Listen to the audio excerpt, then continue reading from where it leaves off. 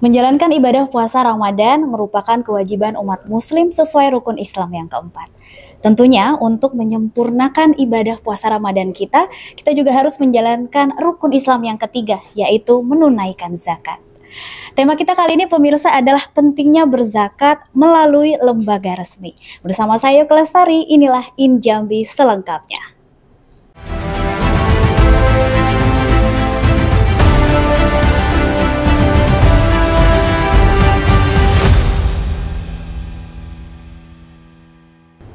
Assalamualaikum warahmatullahi wabarakatuh. Senang sekali pemirsa, saya Yok Lestari menjumpai Anda di Injambi.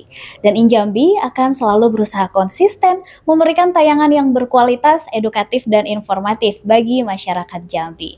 Pemirsa, tema kita kali ini adalah pentingnya berzakat melalui lembaga resmi. Karena tentunya di bulan Ramadan ini sebentar lagi kita akan dekat dengan Hari Raya Idul Fitri. Dan tentunya sebagai umat muslim, kita juga tentunya akan menunaikan zakat. Nah, sesuai dengan tema kita, tentunya sudah hadir di sebelah saya tentunya narasumber yang luar biasa yang membidangi hal tersebut.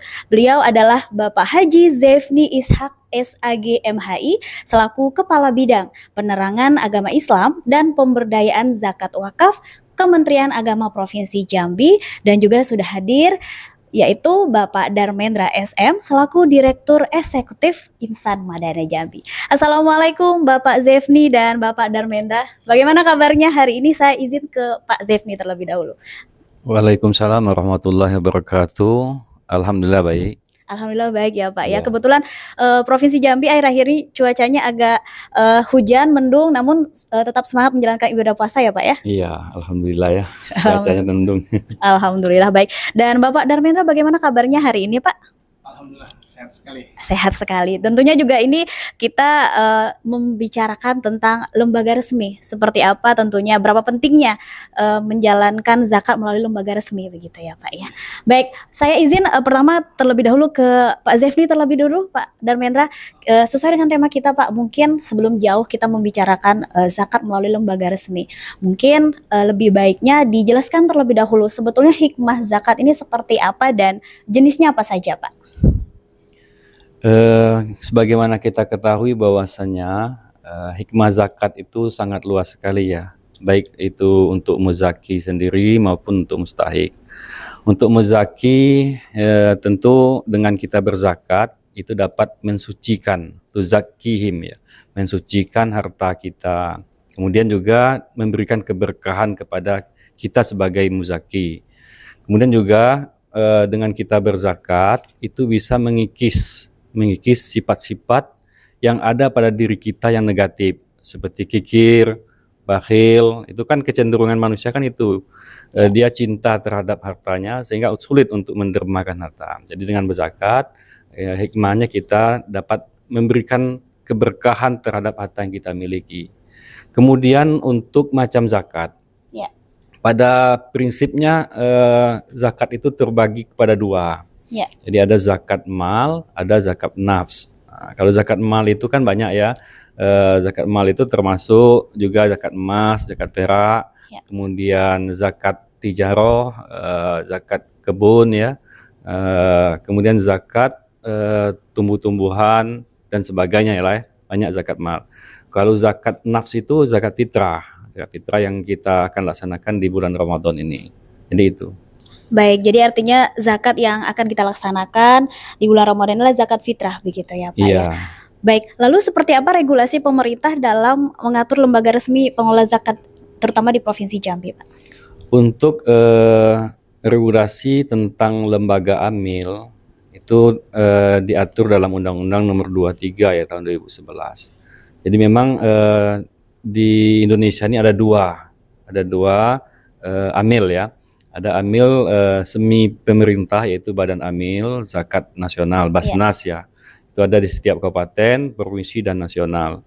Kemudian ada lembaga amil yang didirikan oleh masyarakat.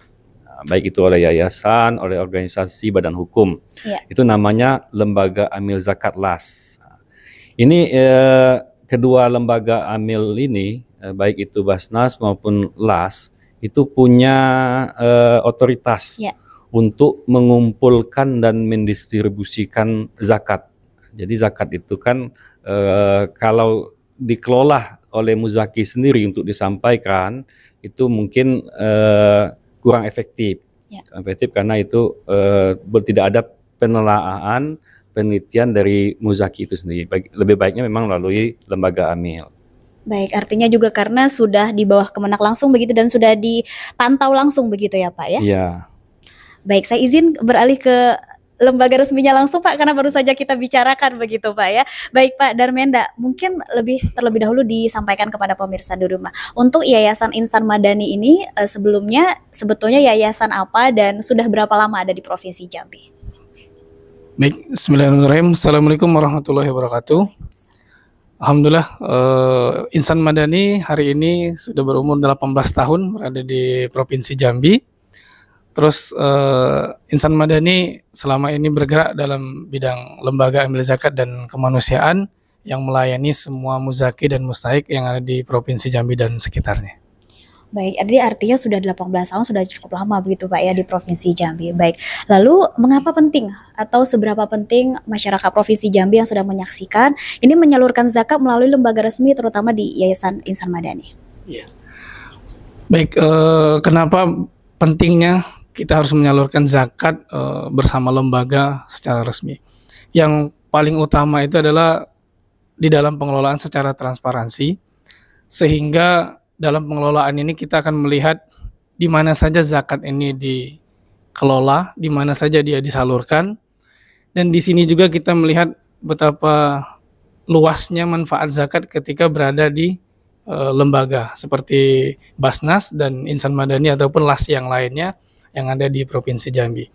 Sampai hari ini dampak yang dilakukan dalam pengelolaan zakat di lembaga amil zakat secara resmi, dia akan terlihat secara produktif. Ya. Yang paling jelas adalah produktif. Kita akan melihat ketika disalurkan secara tersendiri, maka nilainya 1. Namun jika dijalurkan melalui lembaga amil zakat secara resmi, nilainya bisa mencapai 10.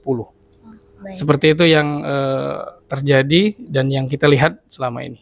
Baik, luar biasa sekali. Untuk program utama yang dijalankan Yayasan Insan Madani sejauh ini seperti apa?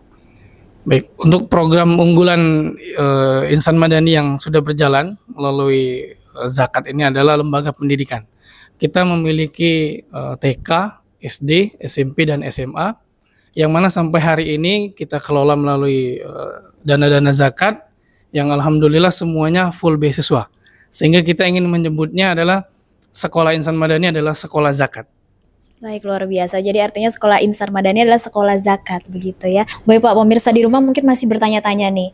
Dan juga ingin menyalurkan zakatnya masih bingung nih mau kemana begitu ya. Mungkin bisa disampaikan apa keunggulannya jika kita menyalurkan zakat ke lembaga resmi, salah satunya ke Yayasan Insan Madani.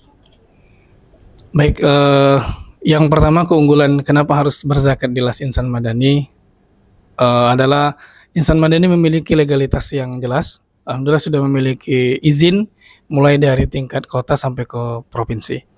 Yang kedua, Insan Madani memiliki program-program unggulan yang memang bervariasi seperti lembaga pendidikan, terus lembaga kesehatan, dan pemberdayaan. Yang ketiga, kita sudah mengelola dana zakat selama 18 tahun.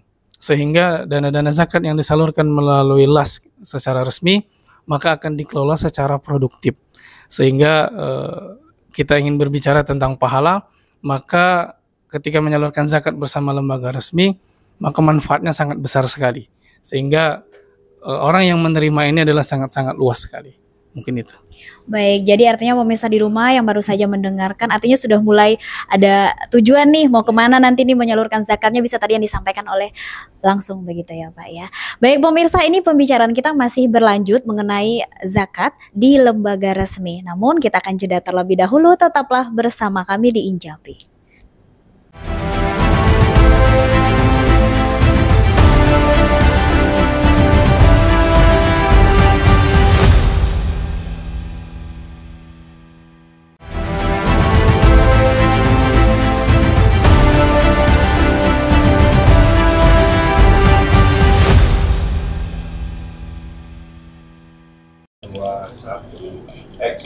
Terima kasih pemirsa, Anda masih bersama kami di Injambi, masih dengan tema kita yaitu pentingnya berzakat melalui lembaga resmi. Tadi sudah dapat penjelasan dari langsung Direktur Eksekutif Yayasan Insan Madani bahwa pentingnya kita menyalurkan zakat di lembaga resmi karena sudah langsung pemantauannya dipantau langsung oleh Kemenak Provinsi Jambi. Baik, Pak Kabid, kita masih berbicara mengenai zakat melalui lembaga resmi. Lalu kriteria apa saja yang seharusnya dimiliki oleh lembaga resmi sebagai penyalur zakat, Pak? Untuk kriteria itu kan sudah sangat jelas ya dalam undang-undang itu. Yang pertama itu dia punya izin ya, punya izin personal, kemudian terdaftar di Kementerian Agama dan di Basnas. Jadi ada prosesnya, ketika lembaga amil itu untuk mendirikan lembaganya. Jadi ada aturannya. Itu diverifikasi. Kemudian untuk kriteria amilnya sendiri itu kan dalam regulasi maupun dalam fikih itu memang ada ya. Contohnya memangnya dalam fikih itu ya amil itu harus pertama merdeka gitu ya. Islam, laki-laki, kemudian berakal, punya penglihatan yang jelas, punya pendengaran yang jelas, kemudian punya kemampuan tentang fikih zakat. Itu yang terpenting. Dalam undang-undang juga salah satu persyaratan lembaga amil itu adalah kemampuan mereka untuk kompetensi dari fikih zakatnya. Jadi itu yang sangat penting. Gini. Baik, jadi artinya memang lembaga resmi sudah langsung dipantau langsung begitu ya Pak ya. Dan peran pemerintah sendiri khususnya Kementerian Agama Provinsi Jambi dalam mengawasi dan membina lembaga amil zakat ini seperti apa, Pak? Peran Kementerian Agama kita dalam pembinaan terhadap lembaga amil ini, yang pertama kita pernah melaksanakan BIMTEK ya, bimbingan teknis terkait dengan akreditasi dan audit syariah. Kenapa penting akreditasi ini? Karena ini akreditasi kan menilai kelayakan lembaga amil itu dalam mengolah dana zakat. Gunanya untuk apa? Gunanya untuk trust, untuk kepercayaan masyarakat. Jadi ketika lembaga amil itu terakreditasi, maka kepercayaan masyarakat terhadap lembaga itu semakin tinggi. Kemudian yang kedua, audit syariah. Audit syariah itu penting bagi lembaga amil. Kenapa? Karena itu akan menilai kepatuhan terhadap syariah dalam pengelolaan, baik itu pengumpulan maupun pendistribusian zakat itu sendiri. Jadi ini kemudian juga di samping BIMTEK terkait dengan akreditasi dan audit syariah, di Kementerian Agama juga melaksanakan pembinaan. Kita berkunjung ke Basnas, kabupaten kota, kelas, dalam rangka pembinaan dan monitoring. Monitoring itu kita lihat bagaimana perkembangan terhadap pengelolaan dana zakat di lembaga amil tersebut. Kemudian juga bagaimana pengumpulannya, pendistribusiannya itu bagaimana, sesuai dengan ketentuan regulasi dan syariah. Yang kita kenal itu ada 3 ya. Ada 3, aman syar'i, aman regulasi, dan aman NKRI. Mungkin itu. Baik, bisa dijelaskan lanjutkan Pak untuk 3 jenis tadi apa saja? Ya, yang pertama kan aman syar'i. Aman syar'i itu karena zakat itu kan ketentuannya kan ketentuan yang ada dalam Al-Quran dan As-Sunnah ya. Kebutuhan dalam Al-Quran dan As-Sunnah. Jadi itu harus sesuai. Kan ada nisabnya, ada haulnya, zakat mal itu ya. Kemudian juga ada asnabnya. Jangan sampai tidak sesuai dengan ketentuan yang ditentukan oleh syariat. Kemudian aman regulasi. Di samping aman syar'i juga penting aman regulasi. Kita kan ada undang-undang, kita hidup di Indonesia, tentu kita harus patuh dengan undang-undang yang berlaku di Indonesia. Jadi ada ketentuannya, ada peraturan Basnasnya, ada KMA-nya di Kementerian Agamanya, itu harus dipatuhi. Kepatuhan terhadap regulasi undang-undang yang berlaku di Indonesia. Kemudian aman NKRI. Nah, aman NKRI penting juga. Jangan sampai kita lembaga amil, lembaga resmi pemerintah itu mendonasikan zakatnya kepada organisasi yang terlarang gitu. Yang organisasi yang mau memecah belahkan negara kesatuan Republik Indonesia. Jadi kita harus teliti juga lembaga amil, baik itu Basnas maupun LAS. Jadi kita harus teliti yang kita berikan bantuan itu benar-benar tidak terdampak paham radikal, ekstremisme, eksklusivisme. Itu penting ketiga hal tersebut. Baik, luar biasa. Saya izin ke Pak Darminda terlebih dahulu menyangkut tadi yang disampaikan oleh Pak Kabid begitu Pak ya. Tadi sudah disebutkan jenis-jenis zakat juga di segmen pertama. Nah, di Yayasan Insan Madani sendiri jenis zakat apa saja yang dapat disalurkan Pak? Baik, alhamdulillah untuk kita sampai hari ini jenis-jenis zakat yang kita terima sampai ini dari yang pertama memang paling dikenal dengan zakat mal, yaitu dengan zakat profesi, terus zakat pertanian, zakat perkebunan. Terus kalau di bulan suci Ramadan ini itu adalah zakat fitrah. Nah, itu yang kita terima selama 18 tahun ini yang kita kelola, dan alhamdulillah pengelolaannya adalah secara produktif. Baik, seperti apa bisa diceritakan untuk mekanisme sejauh ini penyalurannya seperti apa? Baik, untuk penyaluran di Insan Madani kita akan menerima zakat itu setiap bulan. Sehingga dalam setiap bulan ketika kita sudah menerima, kita kumpulkan di dalam per bulan itu kita bisa menerima zakat sekitar hampir 200 juta. Nah, setelah kita terima, kita akan menyalurkan ke 8 asnaf. Di dalam Al-Quran sudah dijelaskan bahwa zakat harus disalurkan di 8 asnaf tersebut. Nah, cara penyalurannya ketika kita sudah mendapatkan semua data yang di lapangan, maka penyaluran akan disalurkan di dalam bulan yang sama. Seperti itu. Baik. Ini kan serba digital ya Pak ya. Saat ini semua serba sosial media, aplikasi digital begitu. Apakah ada cara mudah untuk menyalurkan zakat melalui lembaga resmi, salah satunya ke Yayasan Insan Madani? Baik, untuk ada 4 kanal transaksi yang kita sediakan di Insan Madani untuk menunaikan zakat. Yang pertama melalui perbankan, yang kedua kita melalui aplikasi virtual, yang ketiga kita juga melayani pola dalam jemput zakat, yang keempat bisa langsung datang ke kantor kita ataupun ke mustahiknya.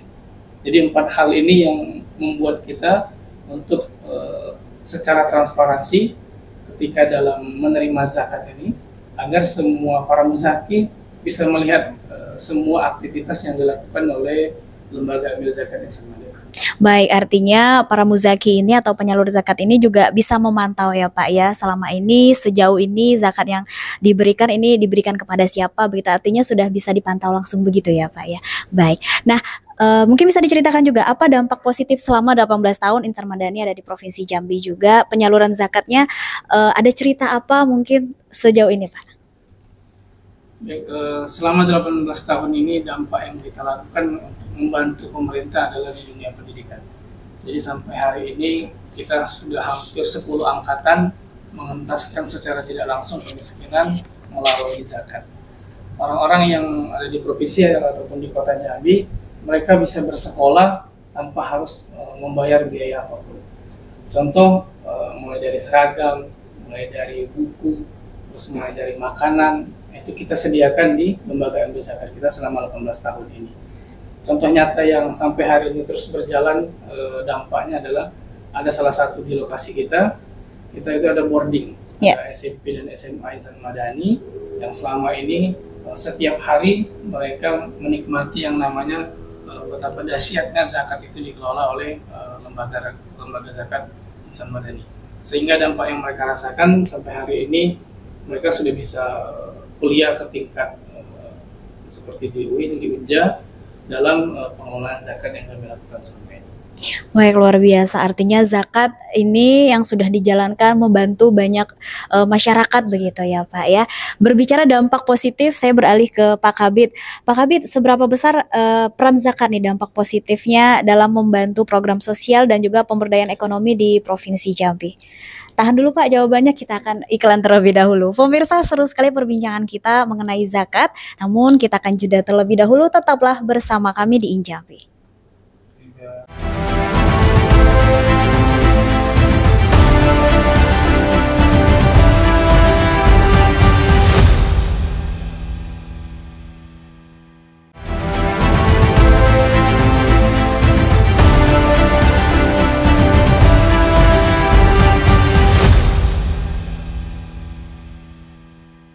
Terima kasih pemirsa, Anda masih bersama kami di Injambi. Masih dengan tema kita yaitu pentingnya berzakat melalui lembaga resmi. Pak Kabid tadi maaf belum sempat terjawab ya. Yang saya tanyakan adalah seberapa besar dampak positif dalam membantu program sosial dan pemulihan ekonomi sejauh ini dari lembaga zakat. Ya, dengan program yang kita ketahui di lembaga amil zakat itu paling tidak ada 5 ya kita lihat tuh Mas. Yang pertama itu pendidikan, yang kedua ekonomi, kemudian yang ketiga sosial, kemudian dakwah dan ibadah. Jadi memang untuk yang pemberdayaan ekonomi itu di lembaga amil itu punya program semua. Iya. Ada program nama desa binaan, ada namanya kampung zakat, ada namanya desa terbina ya. Pokoknya ada semua. Jadi ini sangat penting sekali dan sangat diharapkan oleh masyarakat terhadap program pemberdayaan ekonomi umat. Di samping itu juga kalau kita lihat di masyarakat kita dengan adanya lembaga AMIL ini mereka terbantu. UMKM diberikan bantuan, jadi diberikan modal usaha. Jadi itu sangat membantu perekonomian umat. Kesehatan juga ada aspek kesehatan. Mereka juga terbantu ya, masyarakat kita yang tidak mampu itu diberikan bantuan secara cuma-cuma. Malahan di beberapa kabupaten kota itu mereka diberikan subsidi, baik itu masalah pendidikan, kesehatan dan pemberdayaan ekonomi. Mungkin itu terkait dengan fungsi dari lembaga AMIL ini dalam pengelolaan zakat, pemberdayaan zakat. Itu kita lihat hasilnya memang ada, memang terasa ya. Kita lihat, kita pernah juga melihat di kota Jambi itu mereka punya kampung sendiri, kampung binaan. Itu betul-betul masyarakat yang di sekitar itu yang menjadi kampung binaan itu sangat terbantu sekali ya. Mereka diberikan keterampilan, diberikan pendidikan, diberikan modal sehingga bisa meningkatkan yang mereka ini selama ini sebagai mustahik itu bisa bertransformasi ke menjadi muzaki itu kan. Ya. Karena mereka sudah diberikan modal usaha. Ini tuh. Baik, mengenai hal tersebut yang baru saja disampaikan Pak Kabid, sejauh ini Pak ditemukan tantangan atau kendala tidak Pak dalam hal itu? Ya, kita ketahui ya memang potensi zakat itu sebenarnya tinggi ya, besar ya potensi zakat Provinsi Jambi. Menurut penelitian potensi zakat Provinsi Jambi itu hampir 4 triliun Mbak ya. Itu cuman bisa terkelola, terrealisasi target itu cuman 100 miliar. Artinya tidak sampai 10% ya. Nah ini sebenarnya kenapa bisa terjadi? Bisa jadi yang pertama karena masyarakat belum mengetahui ya, belum mengetahui tata cara mereka mengeluarkan zakat. Mereka mungkin mau mengeluarkan zakat, tapi karena informasi bagaimana cara mengeluarkannya, syarat-syaratnya apa, sehingga itu tidak tergali gitu. Jadi harapan kita memang lembaga AMIL Provinsi Jambi ini kan yang aktif itu cuma 7 ya kalau kita lihat yang cuma 7.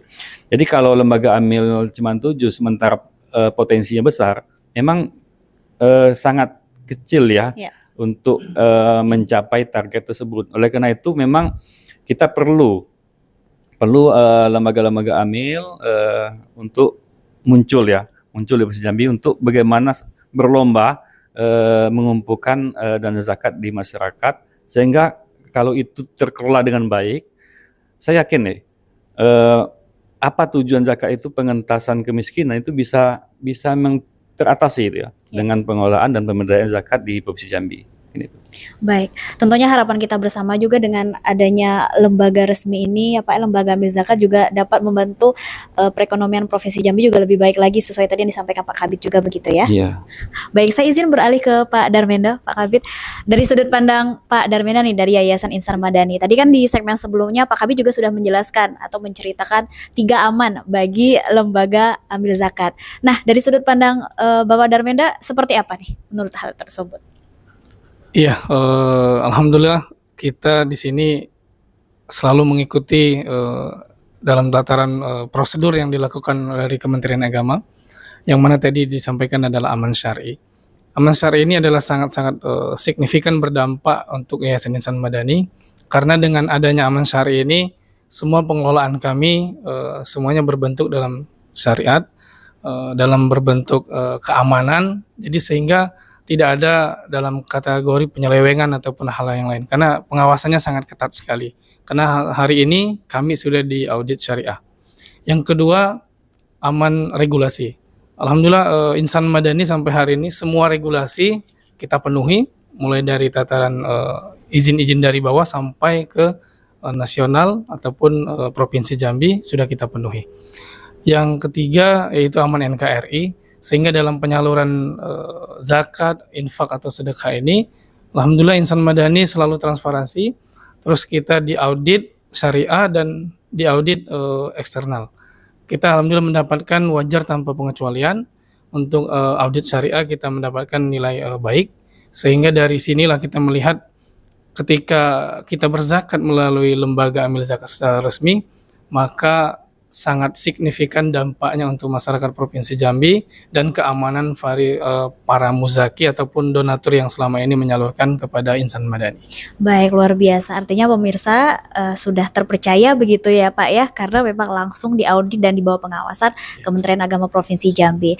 Dari hal tersebut ada tantangan atau kendala tidak Pak sejauh ini bagi lembaga resmi? Jadi tantangan yang paling terlihat untuk di Provinsi Jambi ini adalah kita mengajak para muzaki dan donatur yang ada di luar sana memang secara persen, sehingga ada angka hampir 60% masih menyalurkan zakat ini secara langsung. Tidak bisa kita hindari memang mungkin di daerah-daerah ataupun mungkin masih memiliki pemahaman-pemahaman yang bahwa zakat itu secara langsung. Padahal negara, pemerintah dan Kementerian Agama dalam hal ini sangat-sangat sudah membuat prosedur dan peraturan secara ketat dan secara baik untuk menyalurkan agar pengelolaannya itu lebih baik, lebih produktif, dan semua bisa dinikmati oleh masyarakat, terutama para mustahik yang 8 asnaf tadi. Sehingga tantangan kami adalah mengajak semua para muzaki dan donatur untuk menunaikan zakat ini kepada lembaga resmi. Baik. Terakhir nih Pak, apa yang fokus saat ini dari Yayasan Insan Madani dari hari ini dan juga ke depannya? Baik, fokus Insan Madani untuk ke depan ini adalah di lembaga pendidikan, yang mana kita akan meningkatkan taraf pendidikan yang selama ini kita lakukan mulai dari tingkat SD, SMP, SMA, maka selanjutnya kita akan ke perguruan tinggi. Sehingga anak-anak yang kita berikan zakat selama ini akan kita lanjutkan bisa sekolah, bisa mendapatkan beasiswa itu untuk kuliah sampai dengan selesai. Baik, luar biasa. Closing statement Pak, apa yang ingin disampaikan untuk para muzaki, donatur dan juga pemirsa di rumah? Silahkan. Baik, para Bapak Ibu pemirsa Cek TV dan muzaki serta pun donatur, mari percayakan zakat infak sedekah kepada Insan Madani. Kami hadir, kami tampil lebih beda untuk dalam melaksanakan penyaluran zakat Bapak Ibu di Provinsi Jambi. Terima kasih. Baik, terima kasih. Izin saya beralih ke Pak Kabid. Pak Kabid, sebagai closing statement, apa yang ingin disampaikan juga untuk lembaga amil zakat resmi dan juga pemirsa di rumah? Dasar kita berzakat itu kan sering dipakai ayat khudh min amwalihim shadaqatan tutahhiruhum wa tuzakkihim biha ya. Jadi situ khud itu kan khitabnya kan kepada Nabi ya, kepada Nabi itu sebagai Rasul dan sebagai pimpinan Madinah pada waktu itu negara Madinah ya. Artinya zakat itu perlu turun tangan pemerintah. Pemerintah sudah menetapkan amil ya, amil sebagai lembaga resmi untuk mengumpulkan dan mendistribusikan zakat. Artinya apa? Artinya masyarakat kita himbau untuk menyalurkan zakatnya itu melalui lembaga resmi. Karena dalam sejarah zakat pun sejak zaman Nabi, para sahabat itu memang melalui badan amil, melalui badan amil, baik itu pada masa Abu Bakar Siddiq dan seterusnya ya, melalui badan amil, tidak sendiri-sendiri. Oleh karena itu, agar dana zakat ini dapat berkembang, dapat dikelola dengan baik, dapat menerima manfaat masyarakat secara produktif, kami himbau untuk berzakat melalui lembaga amil yang resmi ditetapkan oleh pemerintah. Mungkin itu. Baik, terima kasih kepada Bapak Zefni dan juga Bapak Darmendra. Mudah-mudahan tentunya harapan kita bersama juga dengan adanya lembaga amil zakat resmi ini dapat juga semakin mensejahterakan untuk masyarakat Provinsi Jambi sesuai dengan program dan juga tujuan dari Kemenak dan juga yayasan. Dan pemirsa, tidak terasa sudah 1 jam kami bersama Anda. Jangan lupa selalu saksikan Injambi setiap hari Senin jam 8 malam hanya di JEK TV Inspirasi Kita. Akhir kata, saya Yok Lestari pamit undur diri. Assalamualaikum warahmatullahi wabarakatuh.